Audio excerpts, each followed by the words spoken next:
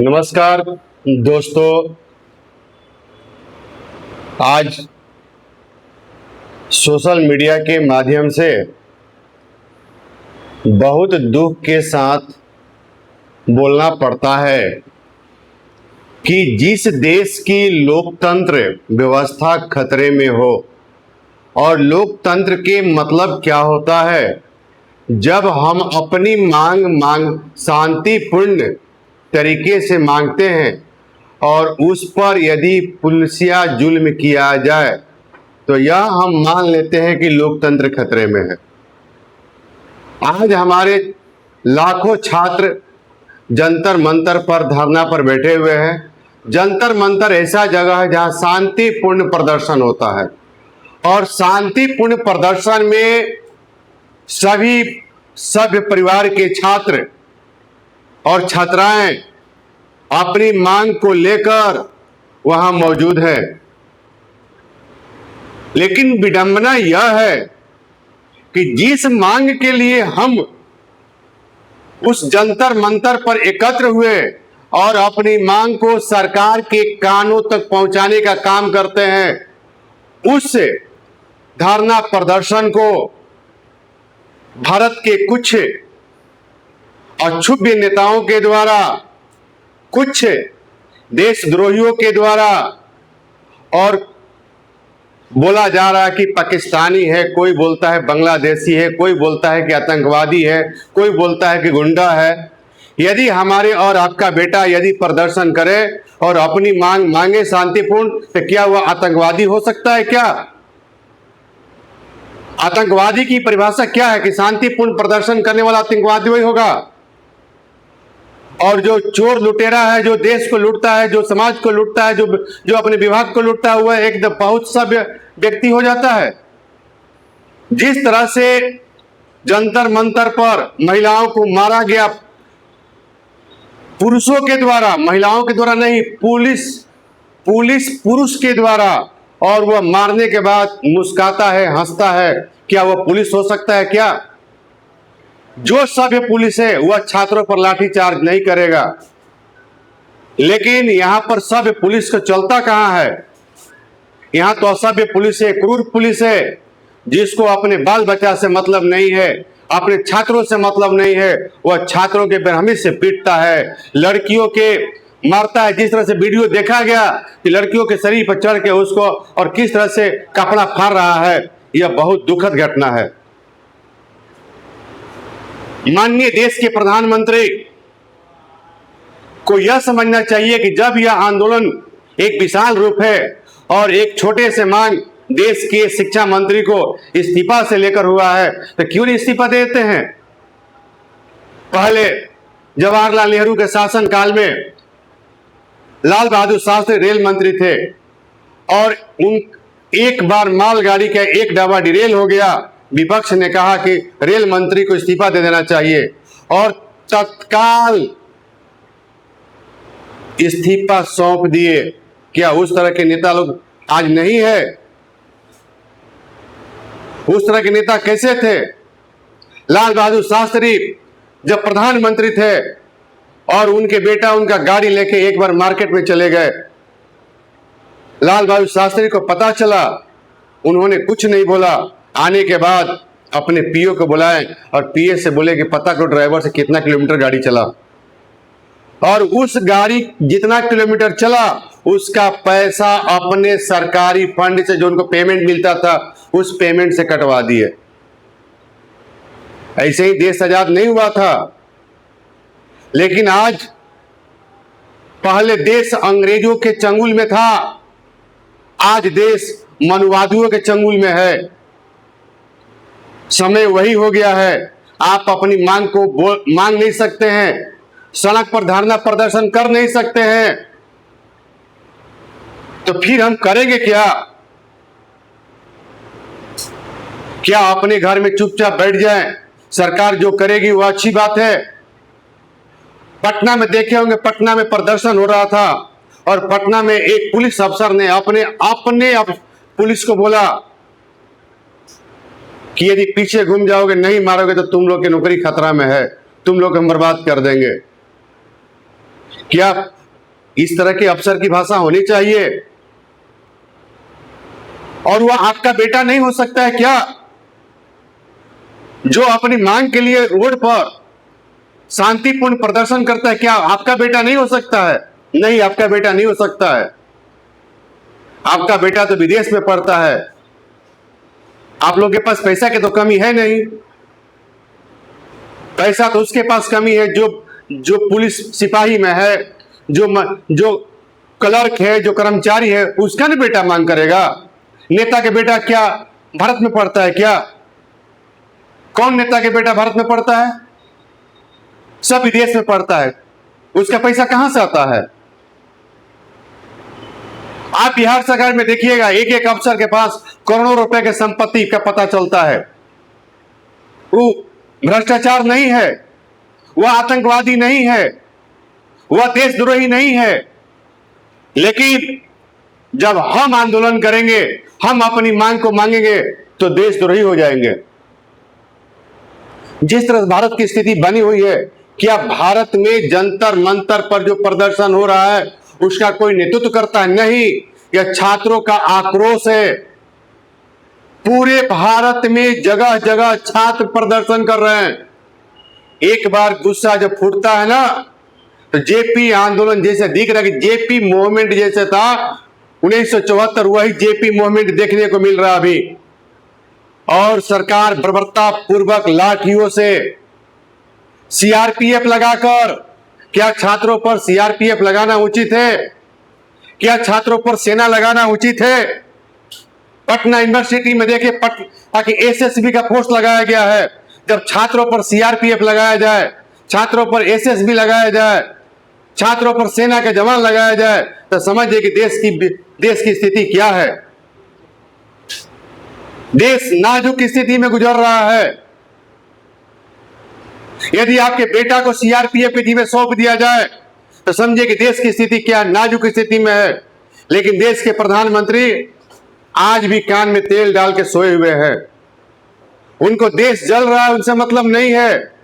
उनको बांकीपुर विधानसभा दिख रहा है। आप देखिए बांकीपुर विधानसभा में, यहां देश की स्थिति खराब है। छात्र रोड पर हैं, लाखों छात्र रोड पर हैं। कोई ऐसा शहर नहीं जहां प्रदर्शन नहीं है। वह गलत प्रदर्शन नहीं है, वह छात्रों का आक्रोश है। किसी व्यक्ति के बहकाने वाला प्रदर्शन नहीं है। एक एक लड़का घर से निकला हुआ है, उसका कोई नेता नहीं है। लेकिन आज बांकीपुर विधानसभा में देखने को मिल रहा है कि जितने लोग स्टार प्रचारक आ रहे हैं, सिर्फ वह चुनाव जीतने के लिए है। देश के बारे में कोई बात नहीं करता है, छात्रों का कोई बात नहीं करता है, गरीबों की कोई बात नहीं करता है, इंसान का कोई बात नहीं करता है। इंसान तो है ही नहीं है। इंसान से मतलब नहीं है। छात्रों को जेल भेजा जा रहा है। आप यह बता दीजिए कि जिन छात्रों को जेल भेजा जा रहा है, उसके बाद उसका जो कैरेक्टर पर दाग लगेगा, उसको नौकरी मिलेगी। नेता तो जेल जाएगा तो उसको तो नौकरी मिल जाएगा, क्या कि संविधान में लिखा हुआ है कि नेता कितना बार भी जेल जाएगा, उसको चुनाव लड़ने का हक है, मंत्री बनने का हक है, मुख्यमंत्री बनने का हक है। वह कितना भी अपराधी हो, वह कितना भी बेईमान हो, उससे कोई मतलब नहीं है। लेकिन छात्र को कोई व्यक्ति फंसा दे, एक कोई केस में जेल भेज दे, तो उसका नौकरी पर खतरा है, उसका नौकरी नहीं मिलेगा। यही हमारे देश का संविधान है, यही हमारे देश के नेता है। छात्रों का शोषण कब तक होगा? देश की आबादी बढ़ती जाती है। देश की आबादी जो पहले थी, आज से कई गुना ज्यादा है, और रोजगार उससे कई गुना ज्यादा कम हो गया। पहले सेंट्रल एसएससी में 1 लाख वैकेंसी आता था, आज सेंट्रल एसएससी में 20,000 15,000 वैकेंसी पर रुक गया। क्या इससे बेरोजगारी नहीं बढ़ेगी?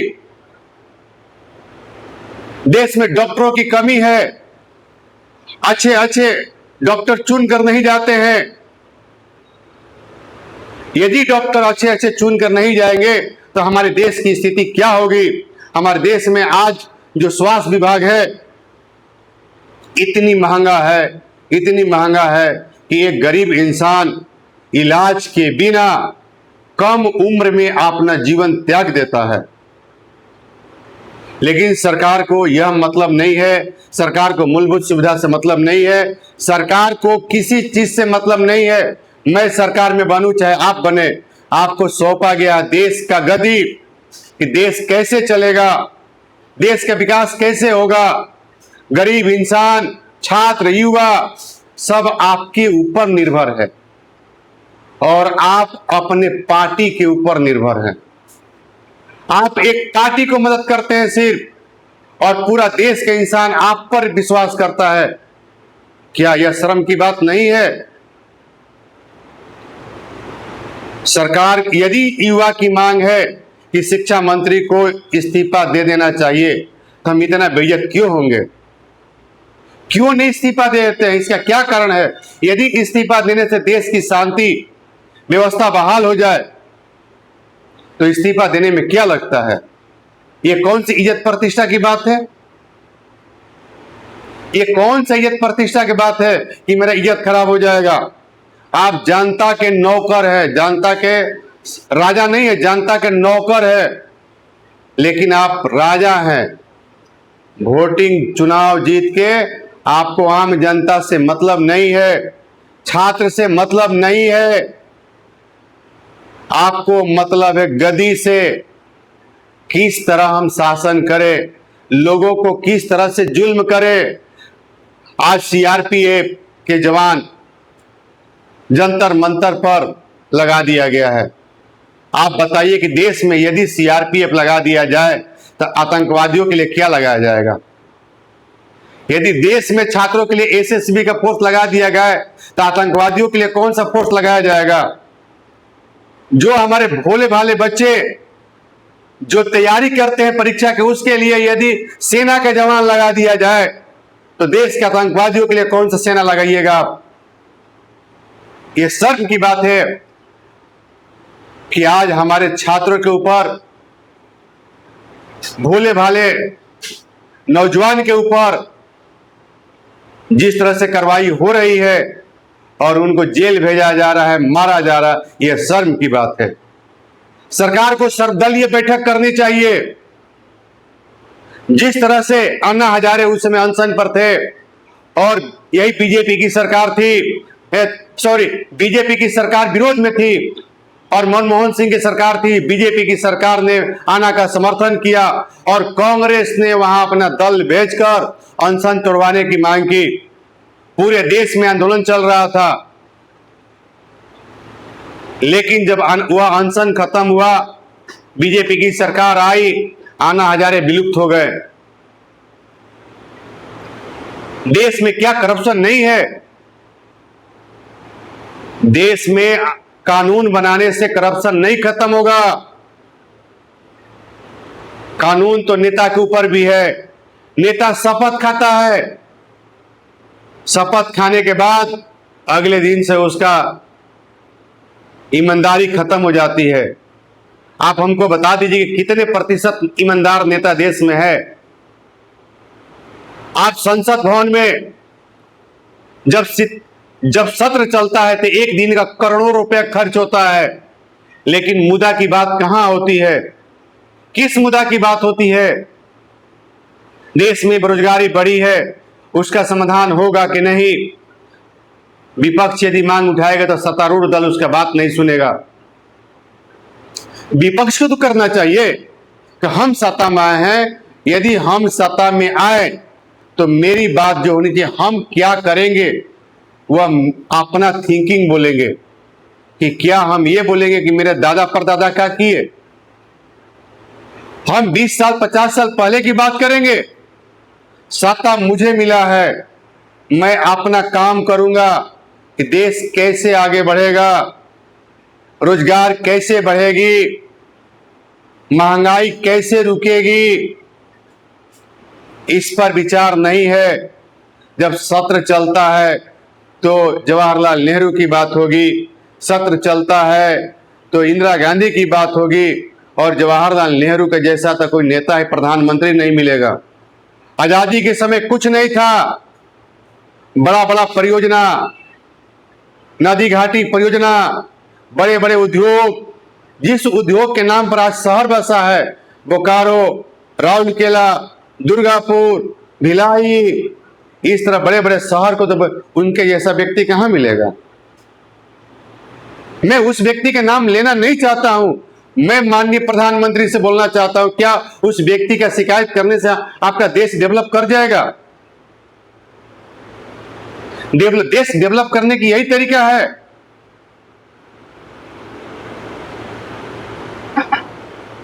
पहले सेना के जवान,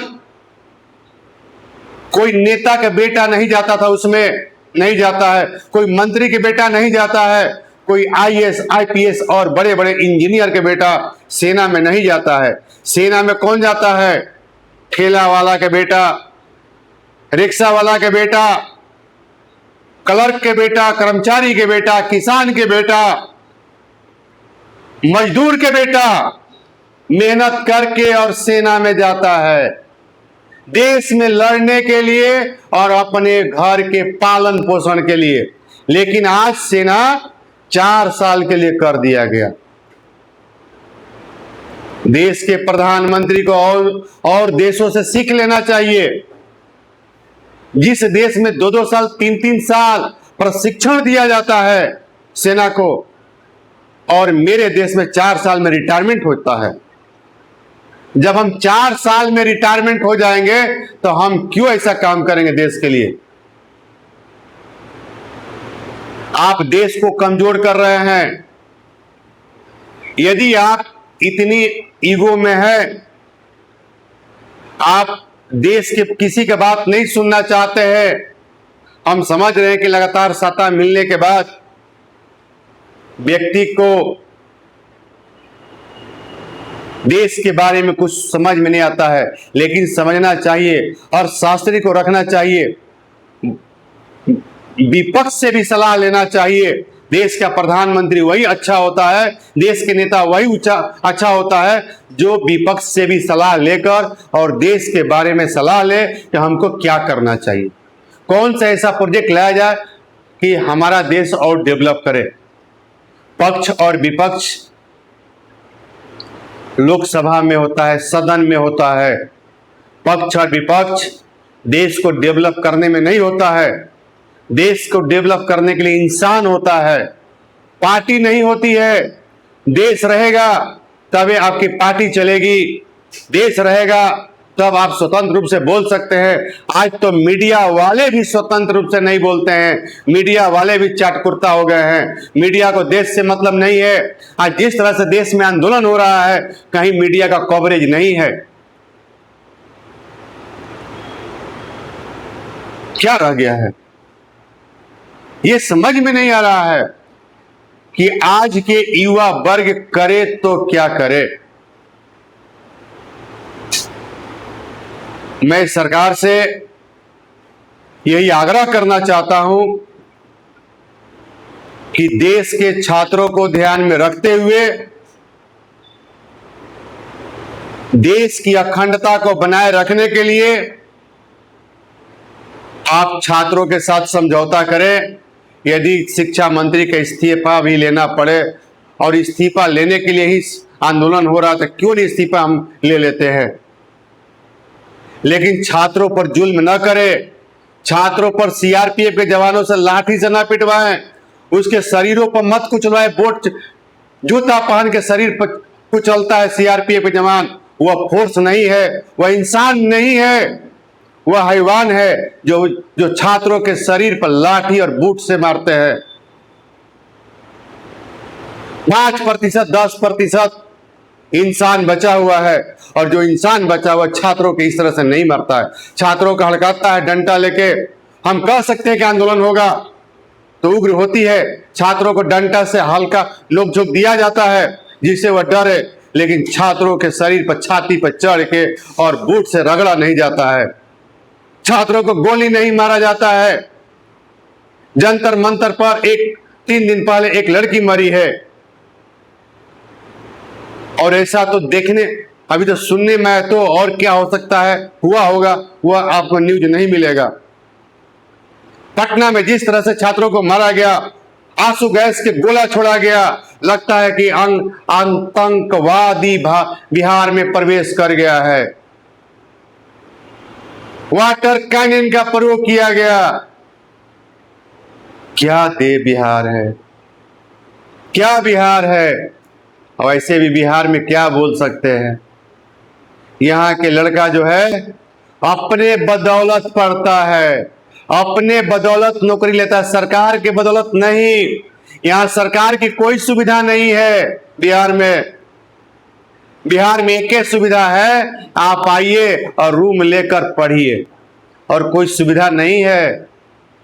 कोई सरकार की योजना नहीं है छात्रों के लिए। सरकार को मतलब ही नहीं है। आज तो युवा वर्ग जात पात धर्म पार्टी में बट गया है। और कब तक? जब तक उसका उम्र फार्म भरने तक रहता है। जैसे फार्म भरने का उम्र खत्म हो जाएगा, उसी दिन उसका जात पात पार्टी खत्म हो जाएगी। जाके एक प्राइवेट फैक्ट्री में काम करने लगेगा, उसी दिन उसका पार्टी भी खत्म हो जाएगी। अपने जीवन के बारे में नहीं सोचता है। हम किसी पार्टी को क्यों सपोर्ट करेंगे? हम किसी जात को क्यों सपोर्ट करेंगे? हमको चाहिए रोजगार। रोजगार विकसित करिए। हम नहीं कहते कि सरकारी नौकरी आप दीजिए, लेकिन रोजगार के तरीका को तो डेवलप करिए। आप कम उम्र के छात्रों को एक चंगुल में फंसाते जा रहे हैं। आज पटना की बात नहीं करते, पूरे बिहार की, जो बिहार में जो नशा एक तेजी से बढ़ा हुआ है, आप इसके बारे में सरकार को कोई मतलब है? जितना तेजी से नशा बढ़ रहा है, आने वाला दिन में 60% लोग इसके शिकार हो जाएंगे, और आपके और मेरा बेटा को रोड पर चलना मुश्किल हो जाएगा। जिस तरह से सूखा नशा इंजेक्शन तेजी से बढ़ा हुआ है, सरकार को उस पर कोई मतलब है? साथियों, इस आंदोलन के बारे में इसी से मैं एक अंतिम रूप से मैं बोलना चाहता हूं सरकार से। बिहार सरकार हो या केंद्र की सरकार हो, दोनों सरकार एक ही है। मैं देश के नौजवान छात्रों के साथ अहिंसात्मक कार्रवाई नहीं की जाए, उनको सीआरपीएफ के जवानों के द्वारा पीटा नहीं जाए, उनसे बात किया जाए और बात करके उनकी समस्या को समाधान किया जाए। यदि संसद भवन चलता है तो संसद भवन की बैठक को एक दिन रोक दिया जाए, या संसद में संयुक्त सत्र बुला करके और छात्रों की जो मूल समस्या है उस पर समाधान किया जाए, तभी हमारा देश डेवलप होगा।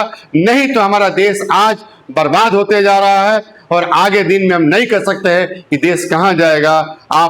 आप रहे या न रहे, मेरा देश बर्बाद हो जाएगा, और जब युवा बर्बाद हो जाएगा तो फिर देश में कुछ रह नहीं जाएगा। धन्यवाद।